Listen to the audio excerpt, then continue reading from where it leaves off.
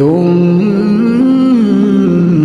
جعل نسله من سلالة من ماء مهين ثم سواه ونفخ فيه من روحه وجعل لكم السمع والأبصار والأفئدة